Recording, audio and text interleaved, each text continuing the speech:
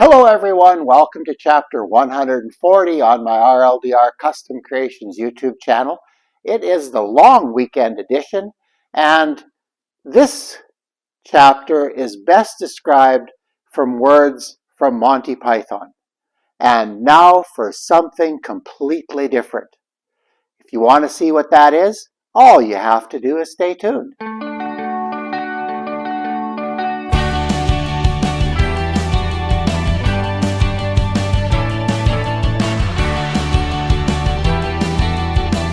And yes, it is time for something completely different. The idea for the weekend edition came from a conversation I had with the president of the Saskatchewan Woodworkers Guild and some of the executive members that were looking for different ways to rejuvenate the guild. For those of you who are aware of the woodworking scene in Canada, the Saskatchewan Woodworkers Guild, I believe, is the longest running guild in the country. It was incorporated or began, I believe, in 1976. Don't quote me on that. I didn't go to the website and check before I shot this, but it's got a long history, and I've belonged to the guild basically since I started teaching. So I've had about a 30-year connection with it. And through things like COVID and changes in the woodworking industry and craft scene, uh, yeah, our numbers are down. But we're hoping to regrow or rejuvenate the guild and bring it back to what it used to be. Well, maybe not what it used to be, maybe something different, maybe something that's responding to the times. So for the last year, I've been on the executive. I've been in charge of arranging shop visits and the meeting demonstrations. So try to introduce a fairly divergent mix of uh, uh, demonstrations in at the meeting. Sorry, and that's been quite interesting to do. The last demonstration that we had was actually our meetings are usually depending on school schedules, because we meet at Walter Murray Collegiate in Saskatoon, but usually it's the third Thursday of the month, and they start at 7:30. So if you hear this and you're interested, you're invited. You come and see what's going on. But anyway, since I wanted to try something for me, a little different, I don't know if it had been done in a guild meeting before, but one of the things that we have been more of a craft guild over the years. And there are people in our community that are generating a little bit of income or, feeding a family on what they make from woodworking. So, and woodworking's always, woodworking finance is always kind of a touchy issue. Nobody wants to share too much, or, there are all kinds of ways of pricing your work and all kinds of things that, you know, people talk about. So what I did is I picked 5 guild members that generate a lot of income. I don't know if a lot of income, but basically that's their sole source of income for their household. I had a couple of those. One retired, but worked in the construction industry for many years, and some that sold uh, craft or art, and some that have just gotten started and they're doing, you know, they're just entering the craft show scene and starting to generate a little bit of income, but they have other jobs, or unfortunately, well, not unfortunately, but what's happening is the the guild membership is getting older, and not a lot of young people are stepping up. So hopefully, by showing them what woodworking is all about, and the potential or the pitfalls of doing certain things, maybe we can help them out. So I put this panel discussion together, and our president and a couple of others decided that maybe what we should do is post it on my YouTube channel, and to see how much interest there is in maybe live streaming the meetings, or using more social media stuff to make the guild better. So anyway, with that in mind, what you're going to see is the panel discussion that I led, and we're going to talk, and I'll let the players introduce themselves when we get into the video. I gave them 12 questions about a month in advance that they could look at and ponder, and nobody did, and that's great, because we got the honest truth. They said exactly what was going on with their woodworking. So one problem we may have, and I haven't even looked at the video yet, the sound may not be quite what it should be, but hopefully we can get through it and you can see and understand what happened. So without any further ado, we'll go into that section. Yeah, we'll set up place. You guys can come on up. I picked 5 individuals that I thought were a really good cross-section of the guild. And we're going to talk tonight about making money. So when you leave here, you know, give it a month or two and you'll be millionaires. Like, it's just no problem. And these guys will help you through it. I was one of them, right? Yeah. So we're going to pass this mic around, and I'm going to put the lapel mic on because I'll probably end up talking most anyway. So what? And what you guys can do while I'm gearing up is tell everybody who you are, and if you had a business, what the name was. If you have a business, what the name is. If you whatever you did in woodworking, just explain a little bit.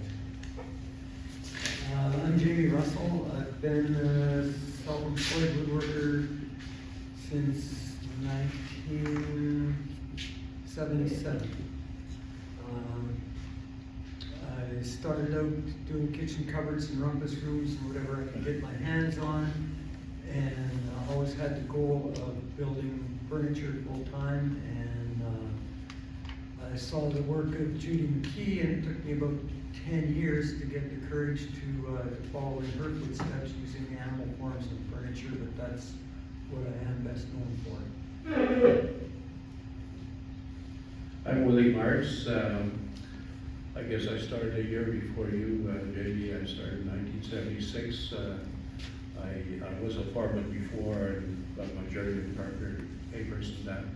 And then I started my own business doing trim and carpentry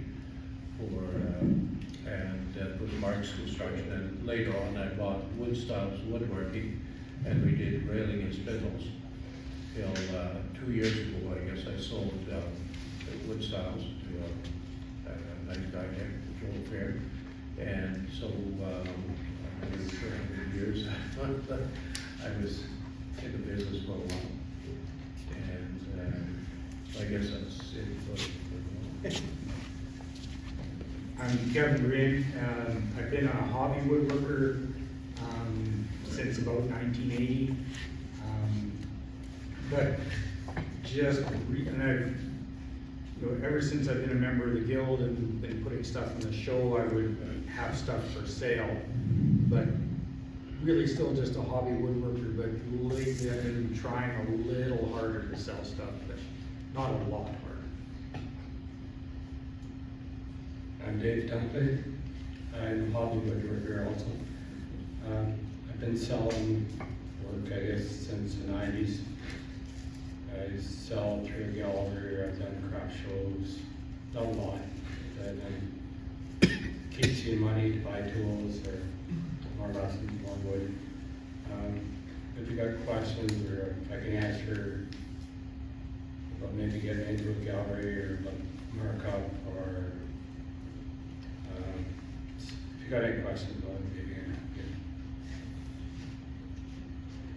My name is Kim Henry. I am the owner and creator of Against Grain Furniture and Home. I started my business in 2021, and I started my business by going to trade shows and just getting commissions. And I actually make stuff out of upcycled materials, so that would have gone to the landfill. I repurpose it.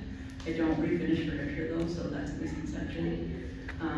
More recently, I've been doing more home renovations with some of the upcycled materials. So if it's a nice character house, I have some old wood that would go into it, but if it's a new function, and that's what I'm about, is sustainability. And I'm still in business, so. Well, thank you, everybody. Yeah, the whole question about trying to generate profit or income from woodworking is something that is quite, it's quite confusing actually. It's I think quite tough to make a living, unless of course you do what I did. I worked in construction when I was probably till about 28 years old or so. And then I went to university, became a shop teacher, and so I did that for 32 years. And now I'm back out of that. So there's so many different ways that a person can maybe generate some income in this craft. But it appears to me that really none of them are very easy. So I want to thank the 5 of you for coming and sharing tonight. And also, if you guys have questions, if you have something you can add, by all means, put your hand up and we'll discuss. This isn't just the group kind of, this is the way it's done. This is, you're sharing information. I want to make sure that if, for those of you who maybe would like to start making a bit of an income woodworking, maybe you can pick up some tips tonight, or maybe we can pick up some tips for you. So I think, well, I don't know if you got off script at all. One thing I did for these people is I created about 12 questions and I gave them to them about a month ago. So I'll try to follow that, but it doesn't have to go in that order. If you want to say something, you have something to contribute, or you guys want to say something that I don't have a question about, go ahead. Like, this is pretty informal, and I don't want to make it into a stuffy debate, okay? So I think maybe most of you answered this already, but how do you, like, are you making a product to sell? Do you have an online presence? How are you, or did you sell or market your wares? Let's put it that way. Okay, go ahead. Like I had stated, I started out with craft shows and trade fairs pretty much in the middle of the pandemic. And then commissions in the middle of doing craft fairs and shows. And now I'm on commissions and home rentals, which is nice because so far it's all been word of mouth and I haven't actually had to put money out for advertising. And I've just got a Facebook page and Instagram. So you do have an online presence. Go ahead. Okay. For myself, now I just sell through the gallery. So I make what I want. It kind of forces me to do work when I get old, which is good for me. So I just make what I want and hope that people like it and they buy it. So I'm fortunate I don't depend on the money. But it is nice to get a check every month. So I was surprised how much it is. So you were saying you're selling at some galleries or I sell one gallery. One gallery. Which one?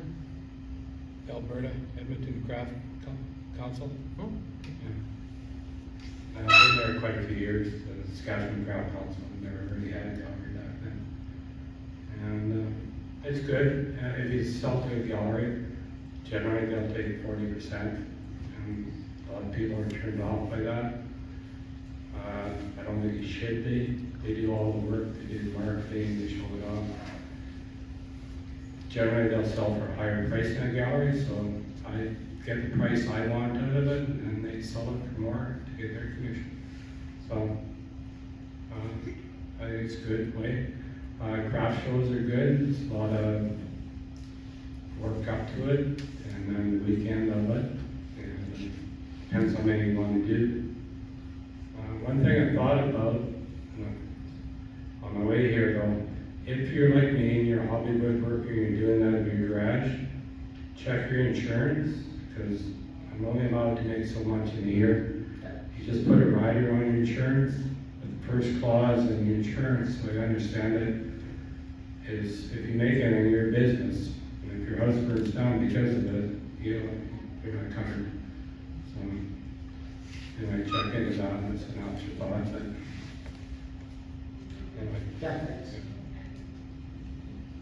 I do have an Instagram account, but I don't really sell through that. I primarily do craft shows, and I have some items now down at the Hedgehog Bakery on display down there and for sale.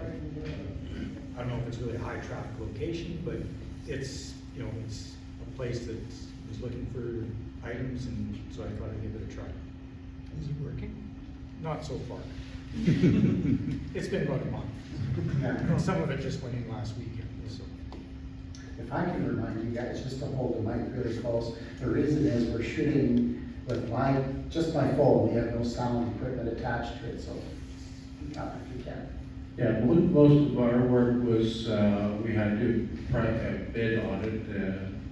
Different builders seemed to want tradespeople, and we were doing trim and railings.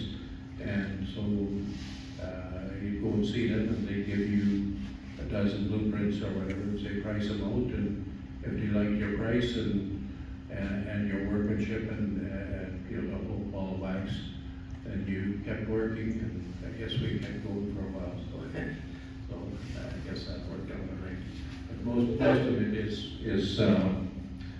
pricing, and then I mean you advertise. In the old days, it wasn't a phone book, and wherever you can, just to get your name out there. So it's word of mouth. It seemed to work pretty well. I have worked in a couple of galleries, and they're not doing very much for me. I never really made a full living off of it. I depended on the family emergencies frequently for all my grown-up life. And now I'm getting all my old guy stuff, and I can get by on that, so I just work because it's what I've always done. Okay, the next question will do a bit of a rapid round. It's just a simple, if you want to, it can be as simple as a yes or no answer. Or maybe it says, are you full-time or part-time? Maybe if you're part-time, if you can estimate a percent, that'd be great. But if you're full-time, just if you just want to say yes and pass the mic on, I agree with that. I'm part-time. I work 4 to 6 hours a day and get about 2 hours worth of work done. That's all. I guess we were full-time. I always said I work half days, 12-hour days, so mostly what I did most of my life. Yeah, I'm definitely part-time.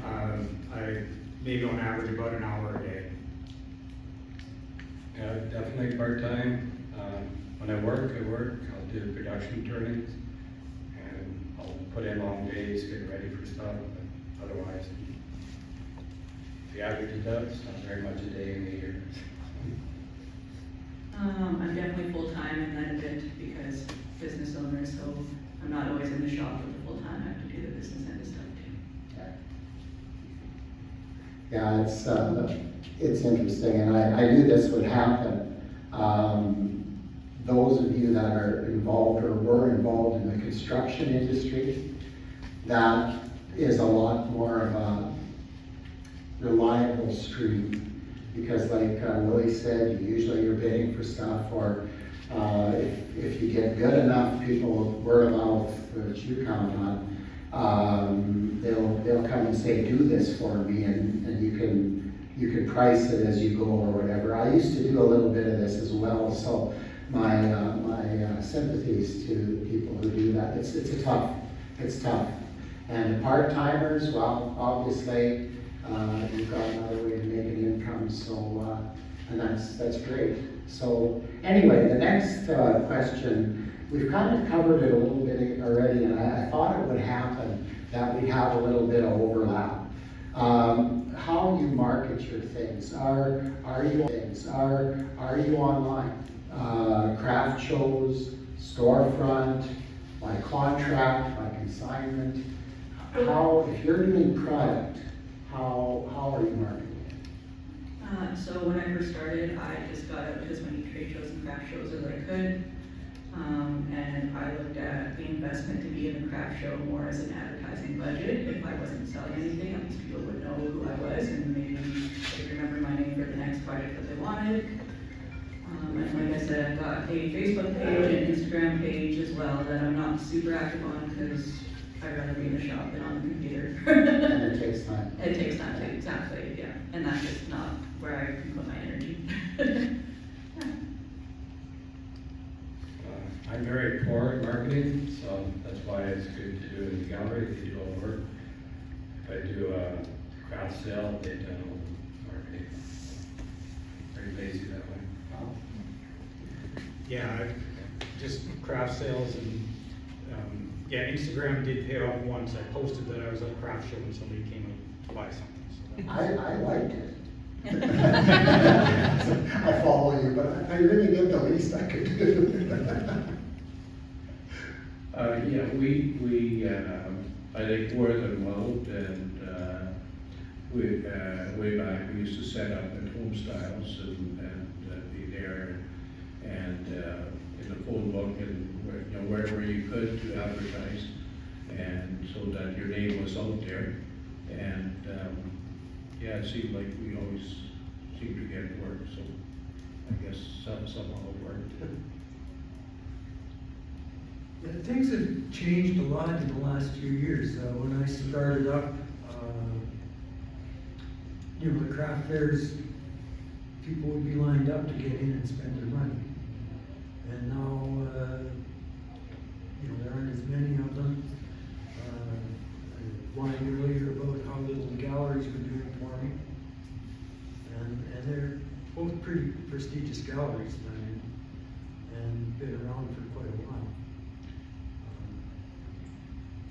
So I get a fair bit of word of mouth, and I did a craft show again last year for the first time in several years, and it did pay off.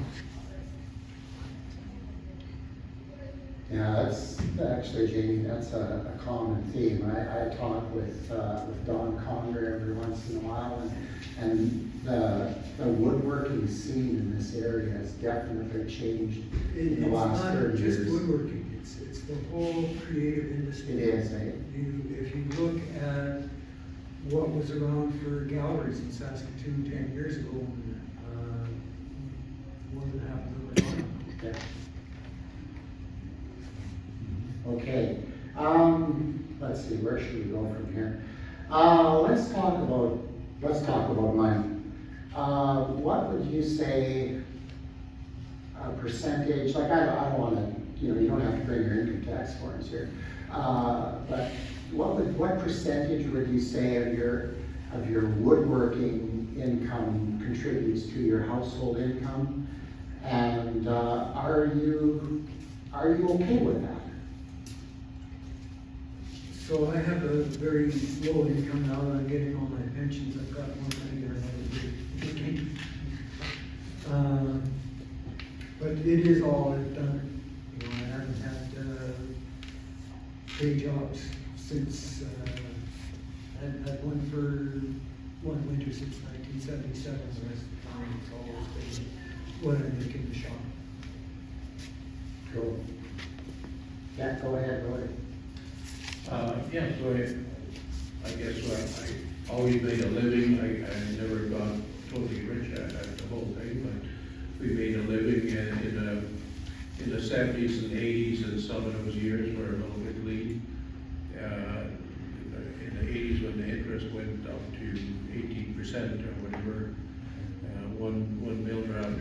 embarrassing to hold the pen and go bankrupt, and you do a bunch of work and not get paid.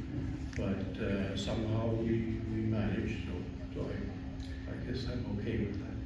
Willie, one question for you. Yeah. You always had employees too as well, didn't you? Yes, of course, yeah. So that's a lot of extra pressure. Yeah, well, yeah, you pay your guys and then you don't get paid. Yeah, I've heard that from a number of contractors. Yeah.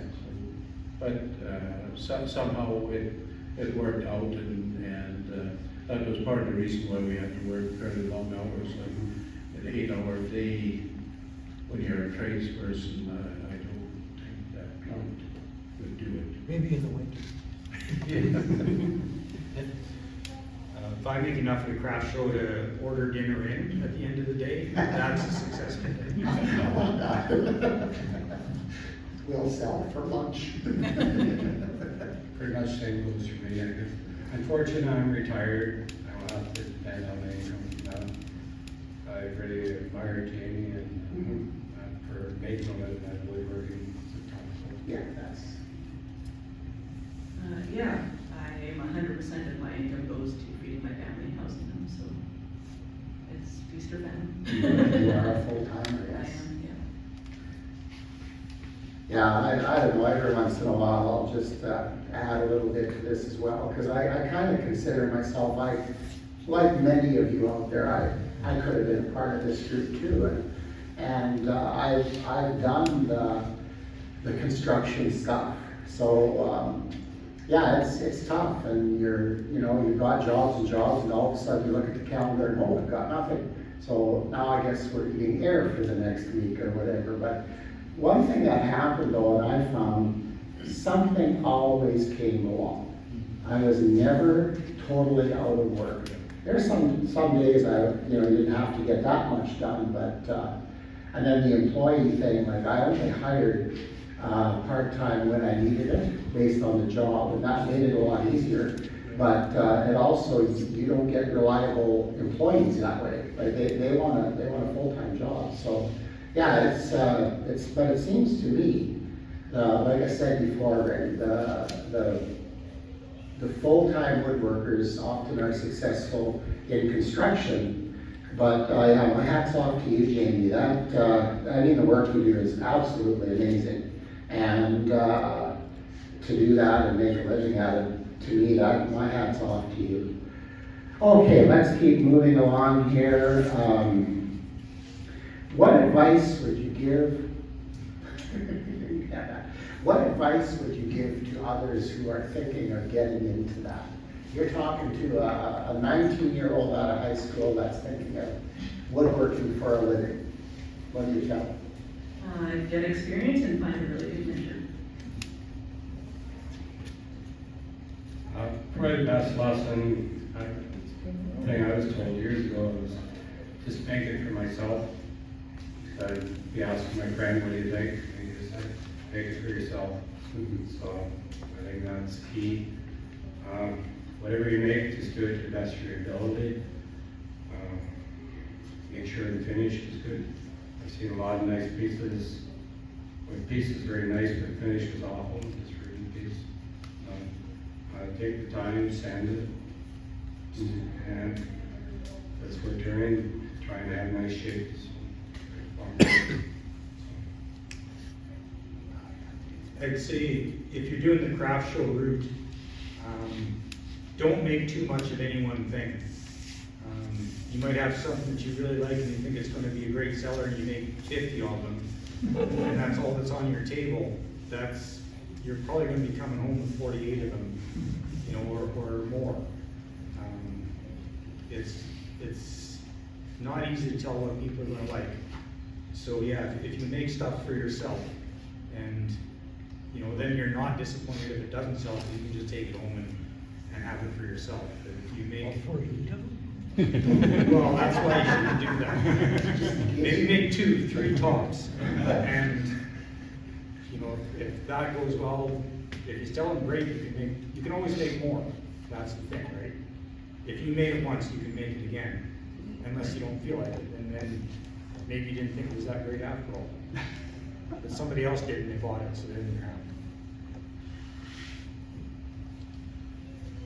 Yeah, I guess there's different ways to come at this, but the one thing I sort of think, or maybe advice for younger, if you're going in as a trade or maybe a carpenter, like many years ago, I sat on the carpenter advisory board, and at that time, the trades had quite a bad image, and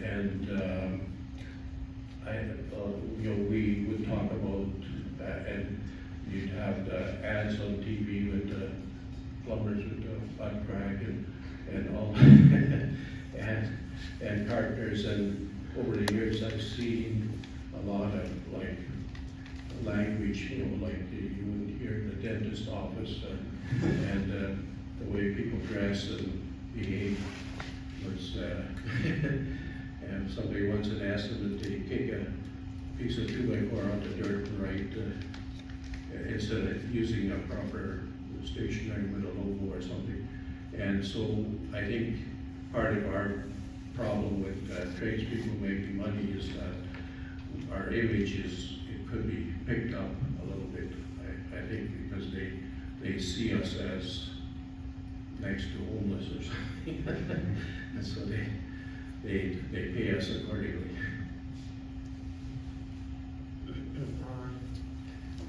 I would tell a young person thinking about going into this to make a living to tread very lightly. Get a day job, and if you love it and do it enough to make enough that you got something to sell, try and sell it and see how hard it is, and take a good close look at if you can make a living at it, because it would be really difficult in this day and age. Like when I started up, this organization, when it first started, was 50% full-time woodworkers. Yeah. And not very many of us are still in it. So that's my advice on starting. Yeah. Okay, let's, what do you guys think is, okay, this is kind of a trick question in a way, but I'll let you guys handle it. Is it more important to be an excellent craftsperson or a tradesperson, or is it more important to be a really good business person? Or are both really important? As someone who's a terrible business person and never made much of a living, I wish I was a better business person. And I let my craftsmanship speak for itself. Let me think here. I'm just drawing a blank here now. Well, you're a pretty serious business person. Yeah. Yeah, I get, as, Do your business. yeah, I guess as far as being either business or tradespeople or a craftsman, I think it starts off as being a good tradesperson or a good workmanship, but as soon as you hire employees and the more you get, because you can't handle the work, it soon switches where you're not on the tools much anymore at all. You're pricing and teaching and estimating and just on and on. And so I think you need to be both. But I think you have to build up a team. Like you need an accountant and different people around you. Because if you don't, the income tax man, it gets so convoluted where you charge PST here, not there, GST here, not there, and it just on and on. And if you're not on top of that, it can really bite you in the butt. So you have to, I think, be for sure some of each and everything else. On my scale, I think it's probably more important to be a good salesperson than anything. That's why I always try to share a table with my wife, because she is an awesome salesperson. I am not a people person, to be honest. Yeah, I mean, I see a lot of woodworking out there at craft sales that, I mean, not that it's not nice, but it's not on the level of this group by any means, you know, and those people can be very successful. But, you know, at craft sales, a lot of times, that's the kind of thing that people expect. You know, they're not expecting to spend 50 or 100 or even $35 out at a lot of the craft sales these days. It's like $20 and under. And so if you have stuff, you know, a lot of stuff that you expect in that range is a lot of what sells. And if you have stuff that's outside of that range, you're probably gonna, it's gonna be a struggle, you know. You can kind of try to, you know, maybe do more east side stuff than west side stuff, you know, or something like that, or things that are, you know, more towards art. But, you know, if you're not a good salesperson, you're not really gonna be successful. I was looking for this water pump. Oh, I don't, I didn't see one. There's one. okay. True shots person. Oh, All right. Thanks. So as far as the business, to me, both very equally important. Your craft has to be a good product you're selling. Business part goes hand in hand, it's not fun. I can't talk about woodworking because I don't do enough, need an accountant for sure. But I did have a business, I sold that business. And I tell you, when I sold it, that they go through the due diligence and doing all, checking 5 years of accounting, you're happy you have a good accountant. So if you get into business, don't get behind paying your taxes, pay your taxes. Just be honest with that part, it'll pay off in the end. I'm gonna go with option C. It's important to be a people person when you're in business. No, that's true. If your prospective or your clients or customers that are coming to you don't like you, they're not gonna buy your stuff. So you've gotta show a good face and you gotta be passionate about what you're selling. Okay, maybe two-part question again. First of all, what determines, we've covered this a little bit already, excuse me for the overlap, but what determines what you make if you're making product to sell? And this is the one that's gonna make this video break the internet. How do you price your stuff? And I'm first on this. Yeah. I mean, you don't have to tell us deep dark secrets or anything, but a general way, when you've made a product, how do you put a price on Okay, so the first part of that question was, it? What was it again? Oh, who determines or what determines? so right now it's just commission made to order for me. So I don't make anything that I'm hoping to sell at a factual like I was in the beginning of my business. It's already pre-sold, determined with a contract. Sorry. Sorry. And then as far as pricing goes, I do it in two different parts. I base it on if it's more of a craft thing or furniture thing, I kind of scour the internet based on like an Etsy or other competitors that would be similar to what I'm building and kind of go off of that in terms of where I should be pricing. And then of course the other way is the kind of painstaking way where you actually add up all your material and your time and gas mileage and all that stuff. So just to make sure that it is worth your while. Yeah, I'm not sure how to answer that. I know there's certain things that I want a certain price for it, otherwise I'd rather give it away than sell it, but I won't sell it for less than that. It's important not to be competing against somebody that's making a living, so you don't be selling it too cheap. depends on what I'm making. If I had to buy the wood and, say some other turn, say furniture or something, I have my costs, I look at my labor, I may do my materials 3 times, mark it up. As far as my turnings, I'll look around and see what something similar to be selling. I'll look at the quality of the work. If I travel around, I'm in a gallery and I see it, I'll look at kind of an idea of what's pricing. Some stuff is, like say production. So if you're making 1 or 2 things and you're starting, and it takes you an hour to do it, you can't price it by that hour. Because once you start doing a lot, if you're doing 60 or 100, it might take you 5 minutes instead of an hour to do it. So you're pricing the object, not so much your time. I agree with that. Okay, so that's about it. I basically just make what I want.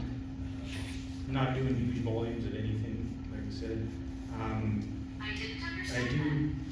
I do compare, like I look on Etsy and do some comparison kind of stuff to some of the stuff that's on there.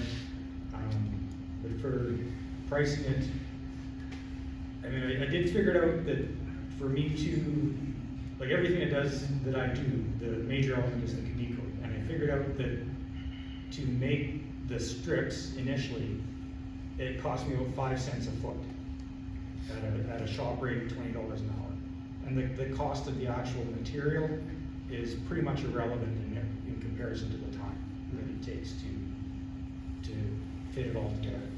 So yeah, I just kind of like I say, I've done some comparison and I say, well, that thing has 5 patterns in it and it's priced at 5 patterns, and let's say for a lamp, it has 5 different patterns. It has the equivalent of 3 square frames. So I'm gonna say that that's like $15 per pattern and $15 a frame. And so that piece should be about $200, and that's, it kind of comes out fairly accurate for my stuff. So, but really, I think that I'm much better off having a day job. That's for sure. I'm gonna add to that later. I guess for us, we evolved where we had sort of like a template for pricing, and we get the guys at the shop to keep track of how much material they would use, and we mark up the material from what we bought it, and then the labor, you mark whatever time is in there, plus you have a percentage for overhead.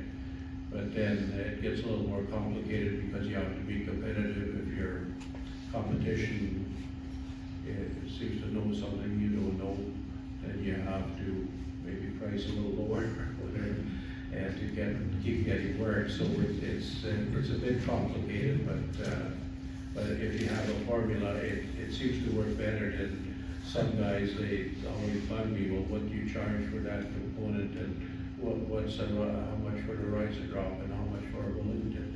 And if you don't have a formula, I mean, it's just haywire. You're trying to look around and guess and all kinds of stuff. But if you have a formula, you just kind of fill in the blanks, and then that kind of determines your price. And hopefully you're in the right ballpark where you keep getting work.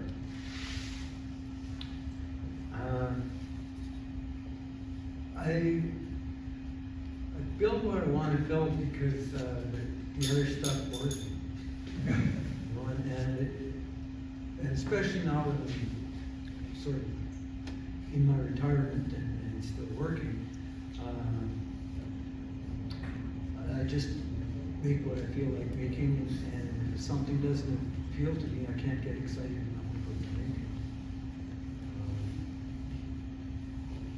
in. And again, I'm living on my pensions, and so I just price what I think I can get for it.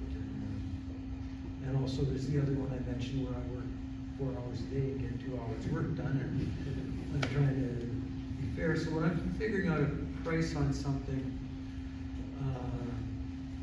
I figure out my labor on what it would have cost when I was in my farm. And even that was much more than minimum wage. Yeah. We're getting down to the end here. It's the time where we reminisce and examine the past, and the question is, this applies to pretty much everybody except you, because we're all more distinguished, let's put it that way. Basically, when you look back on your career, is there anything that you think you should have done differently?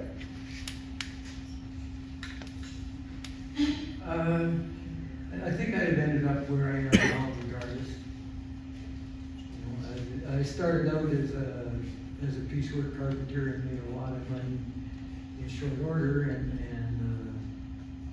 my body still bitches about that shit I did 50 years ago. Yeah, I think I'd maybe be the same.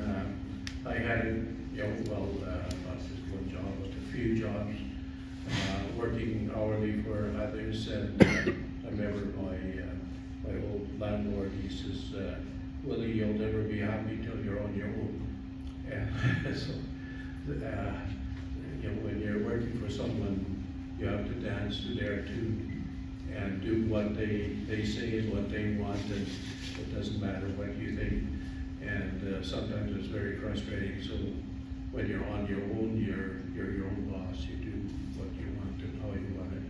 And so that's sort of the trade-off. But as far as making the big money, I maybe would have done better working for others.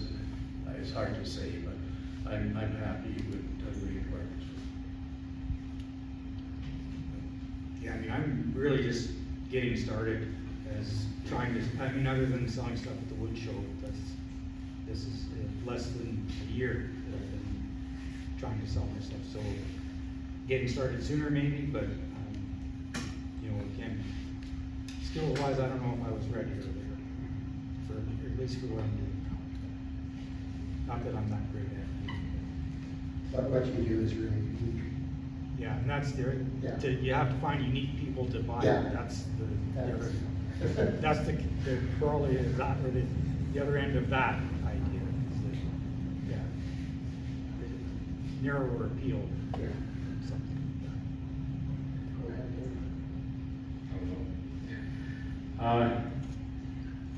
Have, in my other business, one that supported me in my woodwork, I've just always done what I wanted to do, and I'm happy for it.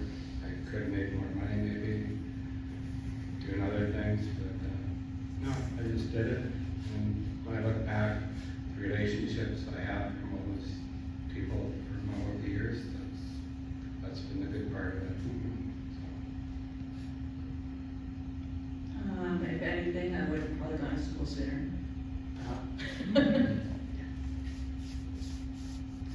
Okay, well, we're kind of getting to the end. I have no idea what time it is, so. Okay, but we're gonna do one other thing first. You don't get rid of me that quickly. Do any of you have questions for these guys? Because I would carry the mic around, and if you have any questions, if there's something that you're wondering about that I didn't have questions about and we didn't touch on. Nobody? It's okay, it's coffee time. I've got a comment. Yeah.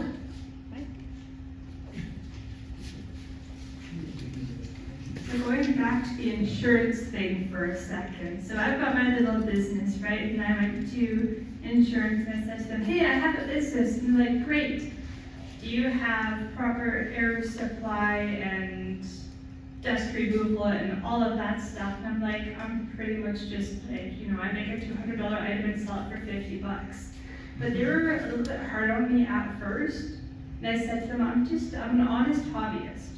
So I sent them a picture of my workspace. They laughed at me and said, all right, you're good. So don't be scared to tell insurance, but know that you might have to explain that you're having fun and being honest with the government about it. Like, they might ask some silly questions and you can laugh at them later. speaking about the insurance thing, I guess, like I said, I'm back in the free world, wanting to generate enough income to support my hobby, which is woodworking. But I'm not making product, I'm teaching. So I have 2 homeschool groups that come Tuesdays and Wednesday afternoons. And for insurance, when I mentioned this to my insurance agent, it helps if you have a home pack or something with that insurer already. Then you can just do an addition. There are a few restrictions that I have.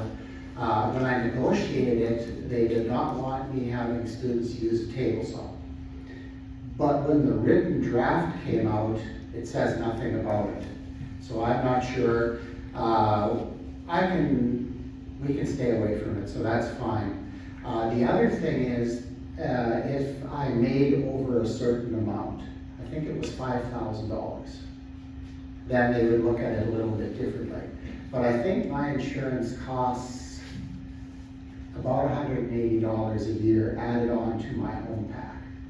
So that, that's, am I covered any good? I guess you never find out until you need it, and then it's not there.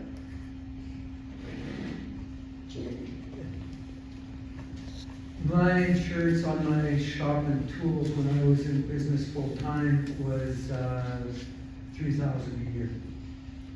And when a couple of years ago, I phoned up my agent and said, I'm just doing it as a hobby now. And they put a $4,300 ceiling on it, which this year I had one really good commission and broke already.